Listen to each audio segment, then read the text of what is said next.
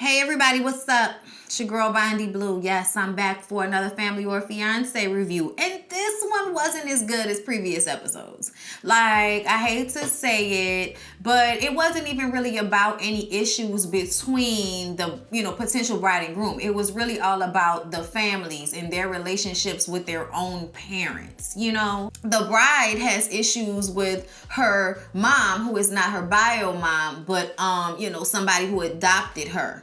I wasn't clear on what age she was adopted. I probably missed that part, child. My mommy and my nephew was over here yesterday, and I was trying to watch stuff and make notes all at the same time. It was a trial. It was a tribulation. It was an ordeal. But I didn't quit my job so that all I would do all day is just make videos and not spend time with my family. And plus, it's like Mardi Gras season and stuff. So, like, these videos might start to, get less professional, less green screen in my house. Okay, like, Lord, this is one of them times I wish that I had the laptop, Lord. Okay, look. I did a whole little meditation on it last night. It's gonna happen. It's gonna happen. All right. Back to family or fiance. Jasmine and Reggie. Okay, he's a minister, so there is some conversation about whether Jasmine is going to be able to fit into the confines of a preacher's wife. Okay, and then her mom Joy. Okay, y'all, first of all, so sad for all of these ladies' wigs. So sad. Okay, like, my mom was there, and when I tell you, every time Jasmine was on screen, she had to point out the fact that you could see the scalp in her wig and how she had overplucked the wig. It happens to every one of us. We start doing these wigs and we think we can customize them ourselves because we saw it on YouTube, and then we start the plucking and we over plucking, and all of a sudden you got this big old space in between the hair, when in real life that's not how that's supposed to look. Okay, so, Jasmine's wig was one thing, but then you got her mama Joy in a church lady wig that has no scalp. It's terrible. Okay, it's wigs that people wore in 1994, and you just really wish in 2020 that even the older church ladies would upgrade their wig game. That's all you want for him. That's really all you want. Okay, because his mom, Reggie's mom, she also had on child, a bang came across. I didn't know which way the bang actually came from. I had no idea. It was just like a bang, and then it was like a burgundy in there somewhere. It was a lot. Like, I was just like, but you know what? We got to make some of this funny. I'm sorry if I hurt y'all feelings, ma'ams, but this is just a lesson for y'all. Get some better wigs before y'all come on television. We appreciate y'all, though. We appreciate y'all letting us into y'all lives, okay? Jasmine's mom, Joy, still continues to have verbal communication with Jasmine's ex. Okay, they spoke as if it was multiple exes, but I believe it's probably just one specific ex that the mom had a really close relationship with, and she continues to have that relationship. Look, let me tell y'all,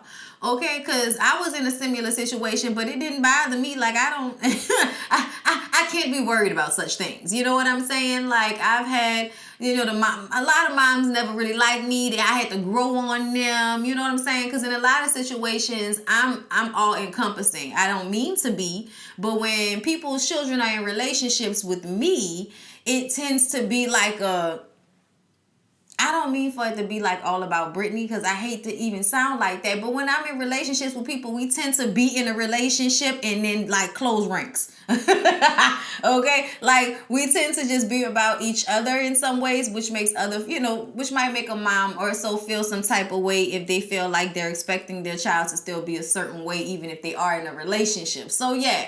But ultimately, one of my, significant other's moms still had a relationship with his previous girlfriend, and that didn't bother me. He talked to her from time to time. That didn't bother me neither. I mean, I don't have time to worry about that.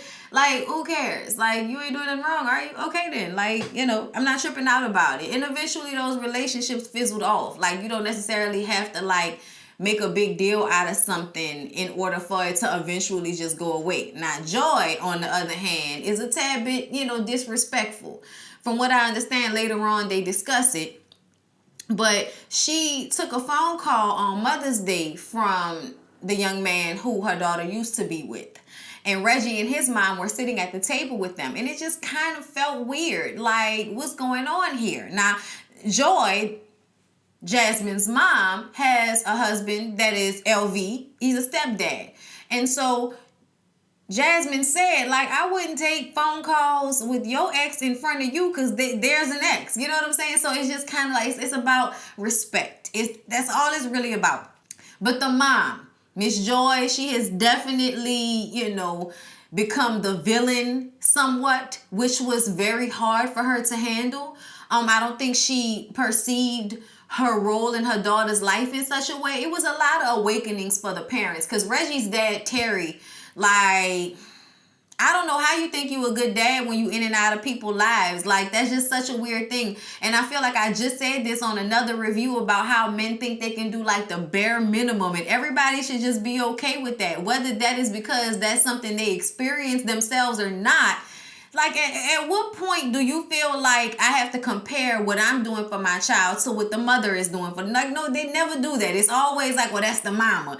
So the hell what? You the daddy, okay? Like, just like there would be no child without her womb and her eggs, there would be no child without your sperm. So take, equal part in the relationship building. Take equal part in the child rearing. I just don't understand why some fathers feel like they only have to do the bare minimum. Like, they really be out here patting themselves on the back if they didn't stop by the house for a few birthdays. Like, I was just like, so we really gonna gloss over the fact that you wasn't there for that boy like that? Because, like, he really was acting like him and his son have this great relationship. And Reggie has some built up resentment about it. He doesn't exactly vocalize it. He just kind of gets quiet. And that's an issue between the two of them, because she feels like she wants him to work on that. I need you to fix that situation because I can tell that is something you are burdened by. And people want to, enter into their marriages without the burdens. At least as many as you can pluck off as possible. Get them off me. When they all sit down, we find out that the dad's point of view of their relationship is he wants them to be serious about what marriage is. And it's like, oh, word. You want them to make sure they're serious. We get it. You've been through it. You look back on things. You realize you didn't, realize what you was getting yourself into when you decided to become a parent, having unprotected sex with people and such. I don't know if him and the mama was married, but either way, like, looking back on it, okay, you figured some things out, and now you just want to make sure that your son is sure before he enters into something that he could possibly end up prematurely stepping out of. They just want y'all to understand that marriage is not about, things get hard, now I mess it up and I give up. But, you also look at the dad like, whatever. Whatever. Reggie's mom feels like Reggie and Terry need to work on their relationship. And I was like, so this is not about he and Jasmine at all for her.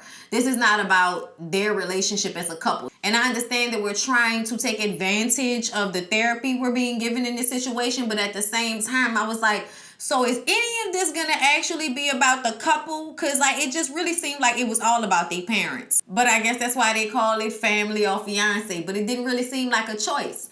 It didn't really seem like a choice to me. It just kind of seemed like, let's go here so we could fix our relationships with our parents before we end up being toxic in relationships with one another because we have unresolved issues with our parents. So I understand. When Jasmine's mom speaks, she wants them to make sure that they're sure about marriage as well, because divorce is not an option. And I was just like, oh, it's not? Last time I checked, it definitely was. You don't want to have to go down that road, because that's just as terrible. You know what I'm saying? It's a terrible road to divorce somebody. But I also don't believe in staying in marriages regardless of how bad they are, just because divorce isn't an option. Like, what that mean? I gotta kill you? Like, I don't want to do that. So I just kind of feel like divorce has to be an option, because if we don't grow together the way I want us to, then, you know what I'm saying? Like, I come from divorce. Like, me and my husband, both of our parents have been married and divorced before. So, and then remarried. So for us, like, we never was like, divorce isn't an option. It just kind of just seemed like we really gonna give this the old college try. Like, the plan is to die. Okay, the plan is to die together, a couple of days apart or some shit. That's the long-term goal here. But ultimately, like, if we had to divorce or something like that, I feel like that's something that would happen. Nobody ever told us that it wasn't an option.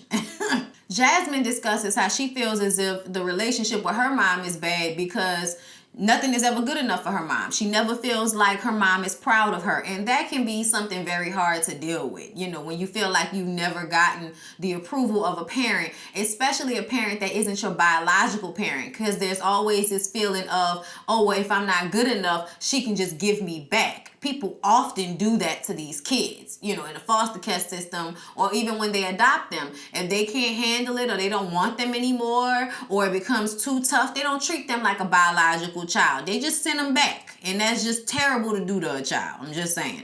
Unless you out here killing puppies and shit, I'm not sending you back because, you know, you having adolescent issues on top of the fact that you also have, you know, deep-seated trauma in some way. Because a lot of these kids have trauma. The trauma of somebody giving me away. Like, that's trauma. I don't care what anybody says. Like, not everybody's going to deal with that all great for you as a parent, so you can feel like you've done a good thing by adopting some, you know, mild-mannered good child. That's not how any of this works. So I feel like people need to be, you know, serious before they get into those types of commitments, because she doesn't even have a mom that would give her away, but that's a constant fear in her life because the biological mother gave her away. So now it is something that stays with her, that she has to be good, because if she's not good, they'll give her away. That's a terrible thing to carry on yourself. And you know that that transfers into relationships as well. Joy, the mama, feels like she needs to work on her relationship with Reggie more than she needs to work on her relationship with her daughter. And there seems to just be some real denial with the parents about the status of their relationship with their respective children. Like, really? You think you need to work on it with Reggie first? Okay.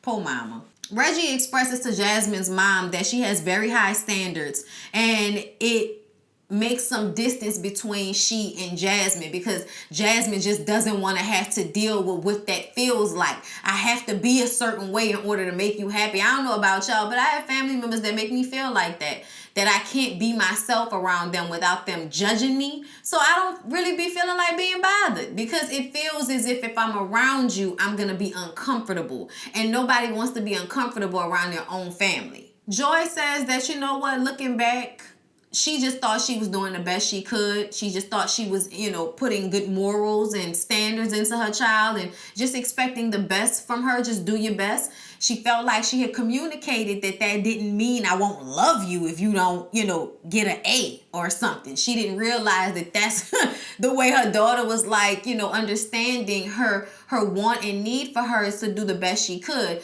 But either way, she felt like, okay, that really could possibly be my fault, because maybe I didn't realize my expectations were too high. It's not even just about school or doing the best you can. It's also about growing up in church, where people feel like you have to, you know, always be this perfect vessel of God. Like, you always have to be this perfect thing for them. And it's just like, that's not how any of this works. Nobody's perfect, whether they grow up in the church or not. And in my experience, people who grow up in the church can sometimes be worse than people who grow up outside of it. Jasmine says that she wants Reggie and Terry's relationship to be better. So everybody really wants Reggie to focus on his relationship with his father. His father, Terry, says that he's been there all his son's life. He knows his son. And then Reggie's mom is like, no, you were in and out of his life. And Terry says he knows his son because that's his son. I said, no, that's not any of this works. Like, you feel like just because y'all share DNA that there must be some, you know, I guess, unconscious understanding of who he is as a person, even though you haven't spent the time or put in the effort to know him in that way. So, like, all of the other men, you know, his best friend, I think it was another family member or something like that, were god brother or something, were expressing to him, no, you have to actually take the time to form those relationships in order to have those bonds. You can't sit here and say that you and Reggie's relationship is the best it could be, because it's not. They asked Joy about her relationship with Jasmine's exes, and Reggie doesn't want to be compared to the ex, and he feels as if he's often being compared to Jasmine's exes. And Joy says that, you know, she doesn't understand why she's expected to cut off communication with the ex, because the ex ain't do nothing to her. I said, because mama, that's the way these things go, okay? When your child break up with somebody, you supposed to break up with them. At least you're not supposed to let your relationship with them be so, like, out in the open and obvious. It's not like you're doing anything wrong, but taking other people's feelings into consideration is not the worst thing you can do. And she actually said and vocalized that she wasn't really worried about Reggie's feelings, which is like, how could you not, you know, like, how would you feel? Like, how do you not, you know, as an adult woman who did grow up in a church, who, you know, does have children already, how do you not understand how that could be uncomfortable or problematic for your daughter and for Reggie if they're around you and you are obviously communicating with an ex of hers? That's very uncomfortable. Reggie says he felt as if Joy wanted Jasmine to marry the ex and not him. And Joy starts to cry, and this is when we realize the mom started to feel ganged up on. And I felt so bad for her because I don't think that's what anybody was trying to do. But it's like, Mom, these are the things that I have an issue with. It just so happens that there's more than one thing that I have an issue with. You know what I mean? Ultimately, Jasmine wants her mother's validation. But the mom is now feeling like she needs her daughter's validation because everything she's hearing from them is screaming, I didn't do a good job. I'm not a good mother. And because she isn't Jasmine's biological mother, I'm sure that it has been an area of contention for her to be a good mother to somebody who isn't, you know, of her own body. Like, I think there's a difference. Like, you feel like you have to work harder in order to get that child to know that you love them. And to feel as if she didn't do that for Jasmine, you could tell that that really devastated the mom. And I didn't realize that it would, because she seemed like she was so stoic and, you know, it was just very matter of fact. I didn't realize that on the inside, that lady was going through it. And I felt so bad for her. Like, I really did. She apologizes and says she's sorry for making him feel that way, that wasn't her intention. So they all sit down and eat, and they discuss Terry thinking that he and Reggie have a good relationship because, you know, his dad came back into his life, Terry's dad. He was like, you know, when my father wasn't in my life, he came back into my life as a teenager and he loved me from then on. I was good with that. So when he kind of in turn gives this same, you know, type of affection or a type of relationship to his own son, he thinks that it's enough. But he really had to understand that it's not enough. So they talk to Tracy and they talk about how Jasmine was adopted and how she feels like, you know, she was really never good enough and always trying to avoid being rejected. And that's a part of the reason why she hasn't been back to visit her mom, is because she doesn't want to go back to feeling like who she is naturally isn't enough or isn't right. And a part of that is the church thing, and a part of that is the adopted thing. So she just has all these underlying issues that she's, you know, come up with that she has to deal with. So y'all, we're into the next day. And the mom is still, Miss Joy is still having a very hard time with realizing that her daughter has so many issues with her upbringing and how she feels about her as a mother. So, you know, oh Lord, poor Miss Joy had a whole little nervous breakdown. First she cried, and now she's just like, I can't do it. And, you know, just so emotional and breaking down. And it was so, oh my God. Like, that really, like, I was about to cry a little bit. Cause you could tell that she really was unaware. You know what I'm saying? But at the same time, I have a hard time believing that you really are unaware. I think you just like to avoid things until you can't avoid them anymore. Like, I think it's the same thing as with Mr. Terry, Reggie's dad. Like, this wanting to ignore the uncomfortable things because you just don't want to deal with them. They both have that issue in their parenting. Tracy brings in a counselor, a therapist, you know, a family therapist, to talk to Jasmine and Joy. And they sit down and have a conversation. And Joy tells Jasmine that she is proud of her and who she's become as a woman. And she loves her. And she's sorry that she didn't validate her feelings earlier.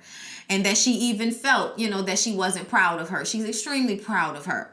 And upon hearing that, I think that it just really freed something up inside Jasmine. Jasmine then turns and thanks her mom for giving her her morals and her standards and her drive.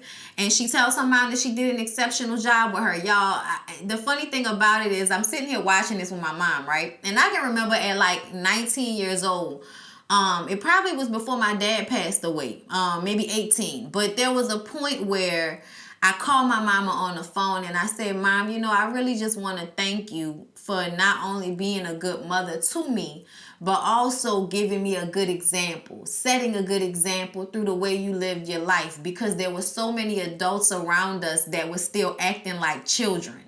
You know what I'm saying? Like, I know we do that as human beings. Like, I don't feel like, oh, y'all so flawed. But there were just some things that I saw from friends and family members that in the long run ended up stunting the growth of their children in one way or another, like doing too much for them to the point where they never really get on their feet and are responsible for themselves, being too open with them, sharing too much with them. So then the friendship that you form all of a sudden kind of becomes toxic with your children because you don't have any barrier that you won't go over. Meaning you'll drink, you'll smoke, you'll curse, you'll fight, everything with your own children. And sometimes like that just has negative long lasting effects. And I feel like I've seen that.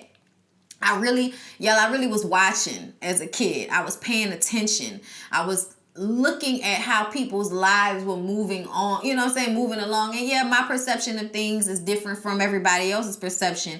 But I feel like, you know, the things that I did pick up off of watching my mom versus watching some of my friends' moms or, you know, some of my family members and all of that, I feel like my mom really did her best to show me how to be a respectable, you know, woman. And I know that people don't really care about being respectable, but I feel like I'm as respectable as I can be. Like, I'm sure I'll be more in about another 20 years or so. But I just mean being a person that is honest, that is blunt, that is free-spirited, that is, you know, open in so many ways. I feel like there's a level of respect for myself that she gave me by having it for herself.